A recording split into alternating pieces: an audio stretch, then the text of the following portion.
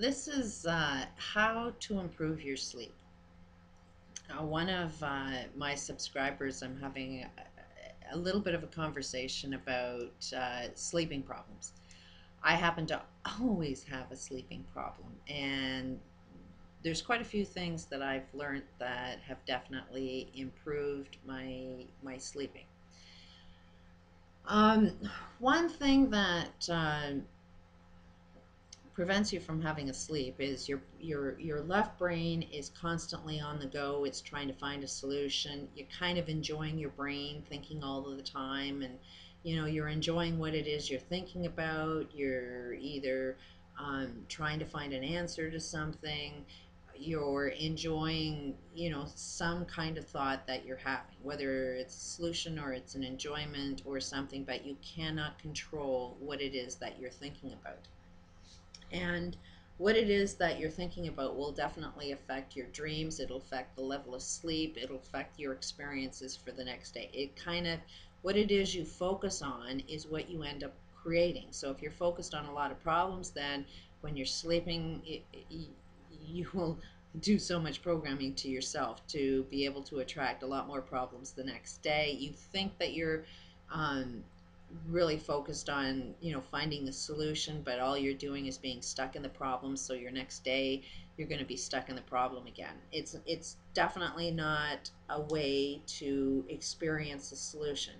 Thinking in that way, you will never ever find any solution. I mean, you may think you have a solution, but you will never ever come up with anything that is a solution, because it's very much stuck in left brain. It's very much repeating the same patterns over and over again. And again, fish in a fishbowl, you won't know it's the same pattern unless you jump out of it. But that's all. As soon as you see your brain constantly thinking and thinking and thinking, trust without a doubt, it's your left brain. And what is your left brain? It's all memory. It's just like computer. It'll play the same program over and over and over again. And it's trying to find logic, but the only logic it can find is the same information that's in there. You're not putting any new information inside that left brain thinking. What you need is right brain thinking. And generally, too, that when you're doing that, on a quantum level, they're finding that all aspects of a cell are basically empty, and the only thing that's in there are spinners of information. So, and kind of, everybody's saying that, higher frequency is the answer, and it's like, does that really make sense? Because anything speeding up tends to be a higher frequency. I would have to check that out, but to me, I'm just relating to high frequency is something that vibrates really, really fast. And if something's really vibrating fast, then that's typically something negative. It's typically, the nerves are, it's anger. It's nothing calming. Calming would be really, really slow and enjoyable and relaxing, where something that's spinning fast gets you going. It gets you speedy. It gets you racy. And that speedy, racy is not relaxing. You won't fall asleep while your system is speeding up. So what is what information in these cells that are speeding up, what's going on there? Well, it has a rule. There's some way you're living your life, which is basically your belief. You have some kind of belief that you're replaying over and over and over again, and at the smallest level of every cell you're feeling it in every cell. So that belief, as soon as you change that belief, you calm down those spinners. You transform those spinners to be a lot calmer. So that's why you've got to kind of be aware of what it is that you're thinking about, to be able to calm yourself down. What is the problem that you're experiencing? You may not have the solution right now, but one of the things to help you calm down is say, okay, I don't know the solution right now, but it'll come to me. I'm not going to work on it right now. I'm just going to practice being really, really calm. Because that's the only time that you're going to find the solution, is when you calm down. You will not have an awareness of yourself while you're racing. Um, you cannot access an information field that will give you all the right answers unless you're really calm and peaceful. Remember, you are a loving being Love is very calming. Love is very relaxing. Love is not, racy. Peace and love is sort of the state that you want to try and get yourself into. And when you're in a peace and state of love and you ask the universe any question, it will answer you. But if you're in fear, fight, flight, dealing with a lot of issues that you can't solve, and you ask the universe a question, you'll get all the wrong answers. So when you want to find the answers to your problems, you need to calm your system down as much as possible. So it's like, don't even worry about what the solution is to your problem while you're still racy, while you still don't have a sleeping problem. All you have to know is have the suggestion you will and are about to find the answer to your problem. But just don't worry about it now. Just fall into this accepting and allowing. I'm going to make a tape on, how to program your brain, how to just accept and allow. And that's one of the most important things that you need to just do right now. Don't be concerned with all of the problems. Don't be concerned. Don't be pissed off with anybody. Just sort of let it be for now, and know without a doubt you're going to deal with it when you've calmed your system down. Now, to really, really do a lot of calming, get yourself more into the right brain. Left brain will keep you racing. Right brain will calm you down, will inspire, in imagination. Through imagination, you'll see something that you can't see right now. Left brain will keep you seeing the same thing over and over again. Right brain will able to be creative enough to see something completely different, which is what you want to be able to solve any problems. So you have to do anything that will get you into right brain. That could be, even paint by number, painting your own pictures, drawing. Anything artistic stimulates right brain. If you right-handed, start doing with your left hand.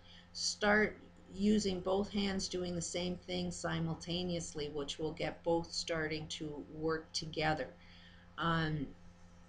Go for long walks in nature. Try and get yourself as close to a tree as possible, because there's a lot of positive energy. Try and see a flower and look at it until you see the beauty in that flower. And I know right brain people cannot even see a flower. Can't see what's beautiful about a flower. Can't even see the logic of why you need to see the beauty in a flower. But trust me, when you can look at something with the goal and, okay, I'm going to sit there and look at it until I see something good about it. Something that kind of inspires me. Something that makes that color really come out at me, that I see a color that I've never seen before. This is something that I couldn't even see a flower. I couldn't, but once I started increasing my right brain, all of a sudden color started to get more alive. But it will calm you down an awful lot.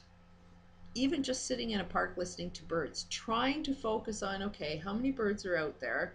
You're using your left brain trying to see all of that shit, but try and get yourself to pay attention to nature.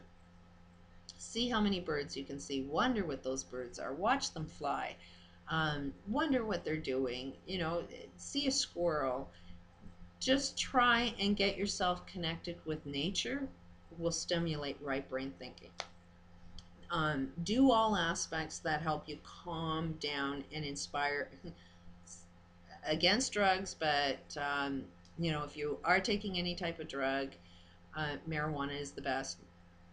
Not that I'm a drug pusher or anything. Use it for short term, but it can help calm you down and inspire new information.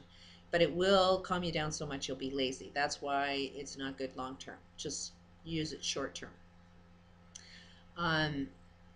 Deep breathing. If you, and this is really good to do just before you go to sleep. If you do this an hour before you go to sleep, you have to change the way you breathe. Chances are you're not breathing correctly. You're breathing short breaths, or you're probably holding your breath, because that's what you do when you're in fight flight, is you don't breathe properly. So and you're not putting oxygen in all your cells, and your lungs aren't going to work properly, your heart's not going to work properly, your brain's not going to work properly. Nothing works properly without proper oxygen. So you have to learn how to breathe, and also this helps control what your brain thinks about. So if you just lie down, this is what I did for a long time. I would just lie down on a couch and just focus on my breathing. Breathe really extremely slow, right down to the tips of your toes, and then exhale really, really slow. And do that for an hour solid, as if it was like taking a medicine. And you'll be surprised. If you did that for a month, your whole friggin' life would change. Breathing is so friggin' important. Oxygen. Who would have thought oxygen is good for you? But yet you breathe every day. But we don't know how to breathe properly because of fight flight. But that will definitely calm you down an awful lot. Get yourself in a warm atmosphere. Heat definitely calms you down an awful lot. I was taking up to 6 baths a day. A hot tub, anything that keeps you really, really calm. And then as soon as you find yourself racing, go take another bath.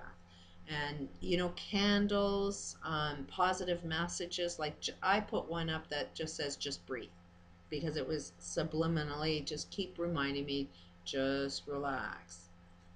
And I mean, breathing for one can definitely take pain away. Anybody that's dealing with pain um, knew this from childbirth. Like there's nothing more painful than pushing out a kid. And what do? They teach you how to breathe and how to focus on just one dot on the ceiling, and all of a sudden the pain goes away. And trust me, I tried getting a lot of painkillers, tried getting everything to make that pain go away, because there's no bigger pain than pushing a baby out. But the breathing exercises and the focusing took pain away. So, and you can't get angry. You can't get angry at anybody if there's no pain, because anger is pain. You only yell, you only react because you're in pain. And it could be emotional pain or physical pain, but you cannot get pain if you're breathing really slow. So if you're even having an argument with anybody and you want to win that argument, watch what you're breathing. If you breathe really slow, you'll be smarter and you'll win the argument, and you can't get mad. It's really friggin' cool and wild, but it's true. Breathing can really, really change how you perceive life. So those are some things to try to calm yourself down. Ultimately, you have to get yourself to a calm enough state to be able to ask good information, to access the information field, and know there's an answer to everything. But as long as you're in a state of love and peace and happiness and asking good questions, you will your intuition will give you some really, really good answers for any solution, any problem that you're dealing with. But you have to want to jump into the solution too. And then I'm finding this orgonite thing is now really taking my sleeping problem to a whole new level. I'm finding that wash it off with water and put it in sun. I'm finding I have to do that every second day, because it just seems to take the negative energy that it's using to help me sleep, and it needs to be like recharged. And this is a way of recharging it by putting it back in the sun. But I'm finding like I have zero sleep problems with this thing. So those are a lot of different steps that can help you sleep. It's a lot better than a sleeper pill. Peace out.